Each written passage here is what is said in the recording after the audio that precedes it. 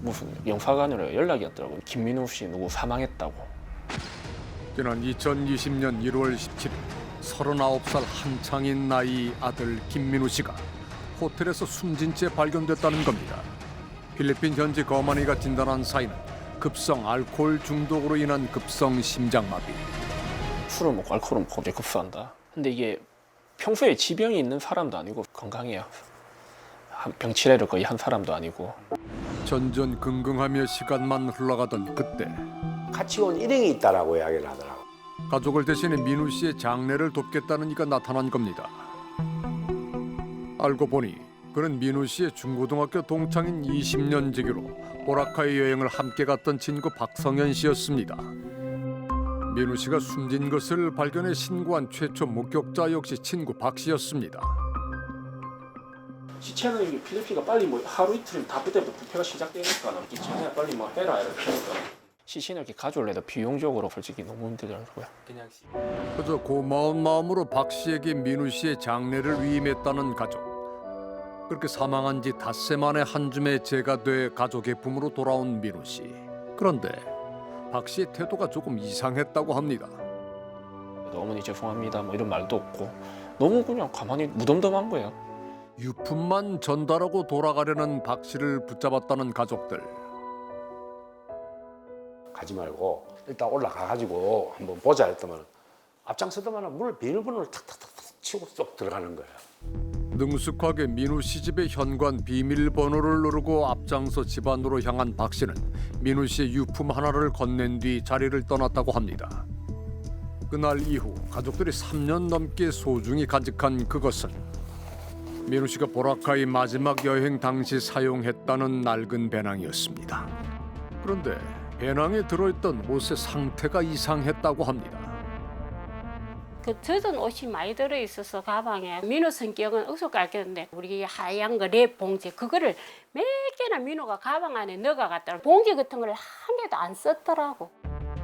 배낭 안에 젖은 옷가지는 다른 짐들과 마구 뒤섞여 있었다고 합니다. 그리고 일반 뭐 슬리퍼 이런 것도 전혀 없고 그리고 휴대폰이 없다는 거. 뭐 없는 이유는 그때 물어보니까 뭐 그 전에 뭐 바다에서 놀다가 뭐 휴대폰을 잃어버린 것 같다. 중요한 물품들이 사라져 석연치 않았지만 먼 타지에서 유골함을 가져온 친구를 믿었다는 가족들. 그런데 그로부터 일주일 뒤 박 씨는 민우 씨의 가족에게 연락을 해왔다고 합니다. 생전에 저에게 빌려간 돈 6천이 됩니다. 민우 씨가 생전 자신에게 빌려간 돈 6천만 원이 있는데 이를 유가족이 대신 갚아달라는 겁니다. 실제 민우 씨의 집에서는 두 사람의 서명이 적혀 있고 법적 효력도 있어 보이는 공증 서류도 발견이 됐습니다. 민우 씨가 6천만 원이나 되는 큰 돈을 빌렸다는 사실을 믿기 힘들었다는 어머니. 큰아들은 어릴 때부터 진짜 알뜰했어요. 또 전세 4,500만 원 가지고 있고 통장에 돈 한 참고 한 6, 700 있는 것 같고 그러는데 박 씨의 갑작스러운 주장에 가족들은 박 씨가 의심스러웠다고 합니다. 민우는 말이 없어 지금. 아 이게 무슨 죽음하고 연결이 있나? 이런 생각을 가족들은 하게 된다고. 그 왜 문제가 되는지 모르겠어요. 저는 솔직히 빚을 받을 사람은 몇네. 가족들은 민우 씨의 빚과 죽음에 대해 밝혀달라며 밀봉해둔 민우 씨의 배낭과 함께 고소장을 경찰에 제출했습니다. 그리고 얼마 후 3년 동안에 처방 내역을 가져오라 하더라고. 어려운공단에 가서. 그 왜 그러냐니까 그 국가서에 보냈던 데에서 졸피뎀 성분이 나온 거예요. 민우 씨를 포함한 가족 모두 졸피뎀 성분의 약을 처방받은 적이 없던 상황. 알코올 중독으로 인한 급성 심장마비라는 민우 씨의 사인을 의심하게 됐다는 가족들. 그런데 사건이 발생한 지 3년이 지난 올해 5월 검찰은 졸피뎀 성분과 관련해 박 씨를 살해 혐의로 기소하고 구속영장을 신청했습니다. 죄명 강도살인.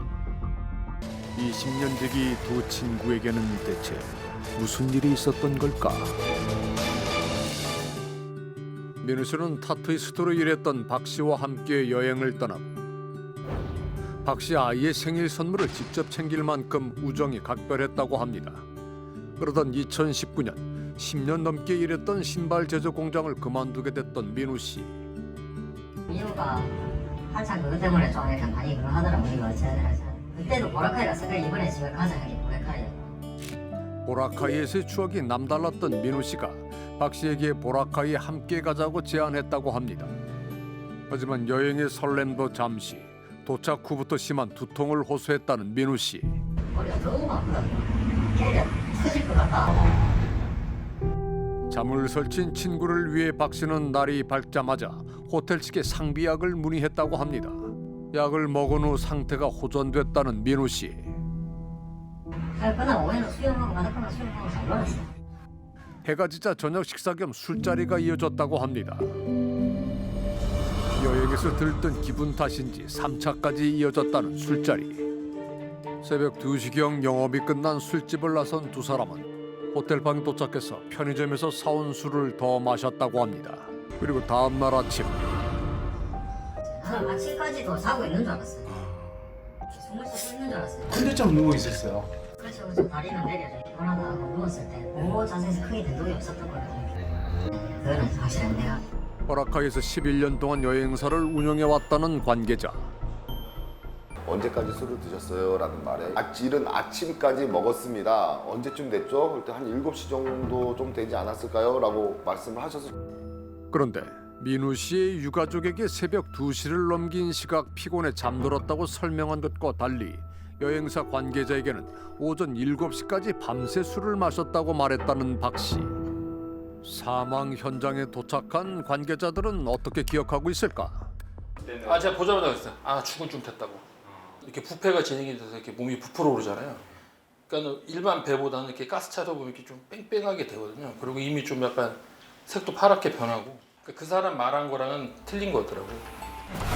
시신에서 또 다른 특징도 발견했다고 합니다. 땀띠 나는 거 있잖아요. 이게 뭐 햇빛 오래 쓰면 땀띠 같은 거 나는 것처럼 이 얼굴 이쪽도 되게 좀 있었던 것 같아요. 이미 봤을 때 이미 몸이 굳어 있었고 몸이 약간 굳어 있었어요. 굳은 몸과 붉은 반점, 부풀어 오른 배. 전문가는 목격담과 박 씨의 진술이 모순된다고 지적합니다. 그러니까 시체가 딱딱해지는 것도 너무 빨리 딱딱해졌고 시반도 원래 생성돼야 되는 것보다 훨씬 진하게 형성돼 있고 복부에서 가스 형성하는 부패 소기의 균도 너무 빨리 행동했고 이런 걸 본다면 이 사람이 정말 7시에 죽었을까? 그럼 오전 7시까지 술을 밤새 마셨다는 진술의 신빙성은? 법의학적으로는 모순이 분명히 있습니다. 신고가 이루어진 후 현장을 찾았던 이들이 시신을 보며 이상하다고 느꼈던 건 또 있었습니다. 발견된 민우 씨의 자세는 분명 팔이 앞으로 구부러진 부자연스러운 모습입니다. 이마저도 편하게 해주려고 자신이 바꿔준 자세라고 말한 박 씨. 그런데 그가 유가족에게 했던 설명과는 분명 어긋납니다. 자신이 잠든 시각과 민우 씨가 잠든 자세에 대해 계속 말을 바꾼 박 씨. 근데처럼 누워 있었어요. 그렇죠. 다리는 내려져 피곤하다 하고 누웠을 때 그 자세에서 크게 된 적이 없었던 것 같아요. 우린 현장 사진에 찍힌 시반을 통해 민우 씨의 사망 당시 자세를 추정해 보기로 했습니다. 시반을 바탕으로 시뮬레이션을 제작한 결과 민우 씨는 머리부터 신체의 오른쪽이 전부 바닥에 닿는 상태로 꽤 오랜 시간 누워 있었던 걸로 보입니다. 분명한 거는 오른쪽 모로 누워 있는 자세로 2-3시간 사망한 상태로 있었다. 마지막 사진 형태로 이렇게 천장을 본 형태로 돌려 눕혔을 때는 피해자가 이미 그러면 사망에 있었을 가능성이 높은 건가요? 그렇습니다. 시반이라는 건 사후 현상이에요. 아마 딱딱했을 겁니다. 차가웠을 거고요. 이제까지의 제 경험담을 보면 일단 차갑고 딱딱하고 이러면 사실 어느 분이라도 다 이분이 돌아가셨다는 걸 느낄 수가 있어요. 본능적으로. 허망하게 떠난 친구를 마지막으로 배웅하기 위해 화장장으로 떠나는 여정에서도 평범하지 않았다는 박 씨. 그가 민우 씨에 대해 한결같이 얘기한 내용이 있습니다. 매 강조하는 게 한 가지가 딱 있어요. 비행기 탈 때부터 머리가 아프다 해서 그 프론트에 얻어다가 먹였다. 그게 졸피뎀 성분을 넣지 않았나라는 걸 알았어. 정말 호텔 상비약에 졸피뎀 성분이 들어있는 걸까? I stayed here yesterday. I feel some headache, so is here some medicine? 호텔에서 제공하는 두통약은 한 종류로 약국에서도 손쉽게 구할 수 있는 것이었습니다. What kind of ingredient is in there? paracetamol. Even if we will buy this and doctor's prescription we need. Yes, sir. 처방을 받더라도 보라카이에서는 현지인조차 구하기 힘들다는 졸피뎀 성분의 수면제. 민우 씨의 옷가지에서 검출된 졸피뎀 성분은 대체 어디에서 온 걸까? 가족들은 조심스럽게 의혹을 제기합니다. 혹시 이제 부인이 이제 간호사였고 박 씨의 아내가 한 병원의 간호조무사로 근무했다는 겁니다. 그녀가 근무했다는 병원을 찾아가 봤습니다. 그런데 이제 건내 경찰서에서 조사를 받았던 걸로 그 문제 직원도 퇴사를 하게 됐고 박 씨의 거동이 불편하다는 이유로 자신이 간호조무사로 일하던 병원에서 수면제를 대리 처방받았다는 박 씨의 아내. 놀랍게도 박 씨의 아내는 2019년 3월부터 12월까지 수면 효과가 있는 스틸록스와 라제팍 그리고 아티반이라는 세 종류의 약을 총 16회에 걸쳐 210정 처방받은 내역이 확인이 됐습니다. 그중 스틸록스의 주성분은 바로 졸피뎀입니다. 남편 박 씨가 보라카이 여행을 떠나기 한 달 전에는 다른 때와 달리 한꺼번에 세 종류의 약을 처방받은 내역도 눈에 띕니다. 수사기관에 따르면 민우 씨의 옷에서는 졸피뎀과 함께 이미프라민이라는 성분이 발견됐습니다. 스틸록스는 이제 보통 졸피뎀이 주성분이고요. 이건 주로 이제 사망원의 호흡억제고 이미프라민은 이건 항우울약이에요. 중독자도 왕왕 보고되고 많이 보고된 그런 약물 중에 하나고 이런 부작용들이 알코올이랑 같이 투여하게 되면 강화되는 그래서 술이랑 같이 먹는다 위험한 약물이 됩니다. 두 가지 약물이 우연히 녹아 옷에서 검출될 가능성은 있는 걸까? 코팅이 되어 있으면 옷에 묻기란 쉽지 않아요. 그걸 파괴하기 전에는 들에서 이렇게 보였다 그러면 이거는 외력에 의해서 깨지거나 어디에 녹였던 게 일부 묻어서 됐거나 혹은 부트물 같은 가능성이 있죠. 그는 정말 무언가를 숨기고 있는 걸까? 민우 씨에게 박 씨는 어떤 사람인 걸까? 가족들은 민우 씨 앨범에서 특이한 흔적을 발견했다고 합니다. 근데 여기 보니까 이렇게 막 가려져 있는 게 있는데 네. 공교롭게 또 그 랑 같은 반이었던 친구들이 가려져 있네요. 예. 그러고 본인 사진은 또 없더라고. 올인해 붙더라고. 오려진 아들의 사진과 친구 박 씨 주변의 기이한 낙서들은 무엇을 의미하는 걸까? 한 3살 정도 먹었을 때 그 외갓집에서 예전에 연탄 불 뚜껑 그 쇠 같은 거 있잖아요. 그 넘어져갖고 이렇게 가상해 봤어요. 그래 그 부분이 머리가 안 나왔어요. 외모 문제로 친구들을 사귈 때 소극적인 편이었다는 민우 씨. 그런 민우 씨는 박 씨와 언제부터 친해진 걸까? 제보자가 보기에 민우 씨와 박 씨의 관계는 별다른 문제가 없어 보였다고 합니다. 그런데 맥가이버 옛날 가르잖아요. 뭐 하던데 하니까 좋아하니까 딱 집에 가면서 하는 말이 내일 아침에 우리 집안에 오지 말해. 알겠다.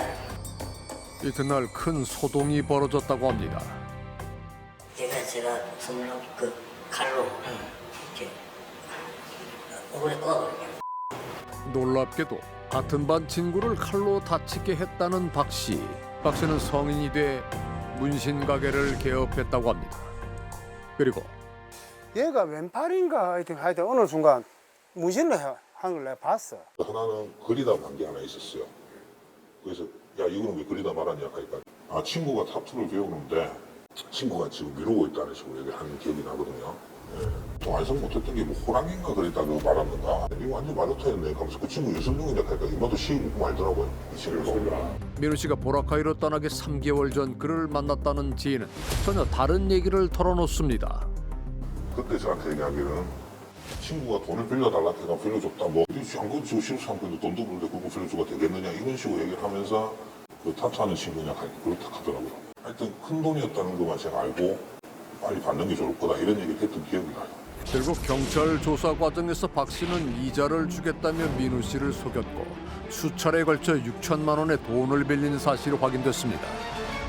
자신이 6천만 원의 채권자라며 내세웠던 서류는 조작됐던 겁니다.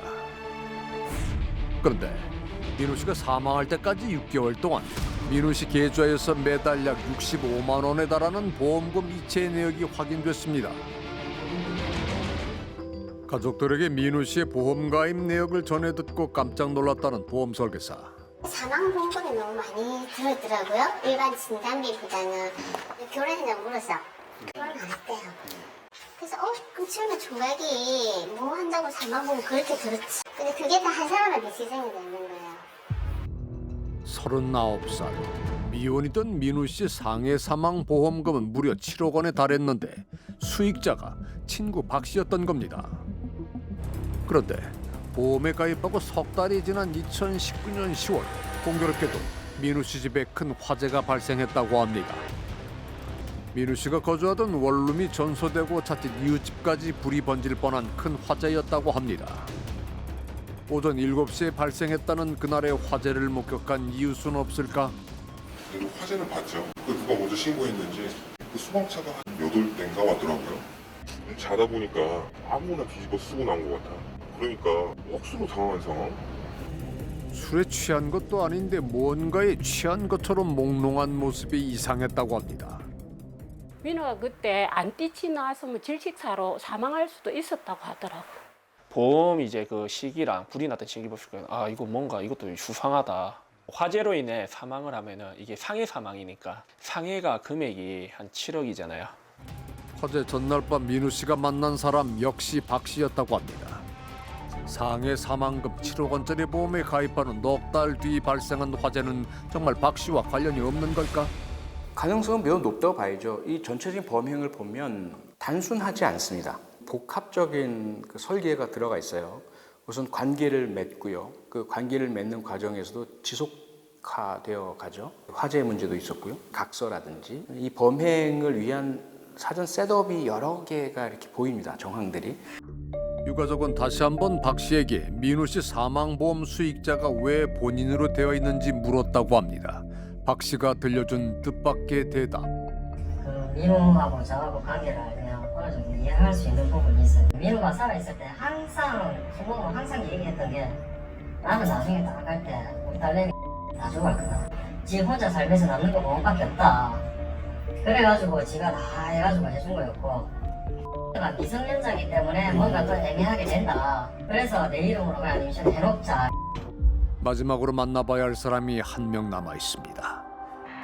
수면제를 대리 처방해 200만 원의 벌금형을 선고받았던 박 씨의 아내. 그녀에게서 대답을 들을 수 있을까?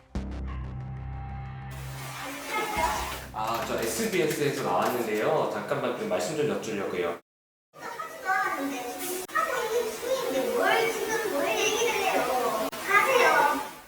박 씨의 아내는 더 이상의 대화를 원하지 않았습니다. 전문가는 박 씨 측이 주장하는 무죄가 살인 혐의에만 국한되는 게 아니라고 지적합니다. 무죄를 만약에 받게 된다면 보험금도 수령을 하는 겁니다. 형사상 무죄를 받고 또 안이하게 민사상 보험금 판결도 지급하라는 판결이 나온다면 앞으로 이런 범행을 막을 수 있겠냐는 거죠. 그게 보험살인자들한테 동기부여를 하는 셈이거든요. 39살의 한창인 아들을 먼저 떠나보내야 했던 어머니는 그날의 진실이 밝혀지기를 간절히 기도하고 있습니다. 내가 제일 걱정한 거는 뭐냐면 자꾸 1년 가고 2년 가고 3년째 이래 될 거라는 거야. 그냥 이 일이 해결 안 되고 못 밝혀내고 그냥 묻혀가 갚으면 이 억울함을 어디가 사수연하겠나 하면서 항상 걱정만 하고 조마조마하게 이래 살고 있는 거죠. 죽음의 여행이 되어버린 보라카이. 두 친구의 마지막 여정은 아직 끝나지 않았습니다. 1994년 11월경 부산 금정구 두구동에서 실종된 모녀를 찾습니다. 1957년생 엄마 박맹래 씨 그리고 1987년생 딸 주현옥 씨를 과거에 만난 적이 있으시거나 현재의 거처를 알고 계시는 분들의 제보를 기다립니다. 해외에서 장기 실종된 가족 혹은 지인을 애타게 찾고 계시는 분들의 연락을 기다립니다. 지난 2020년 5월 경기도 화성시 산간도로에서 교통사고를 가장해 아내를 살해하려 한 혐의를 받고 있는 남편 김모 씨에 대해 잘 아시거나 김 씨의 보험가입 내역을 알고 계신 분들의 연락을 기다립니다.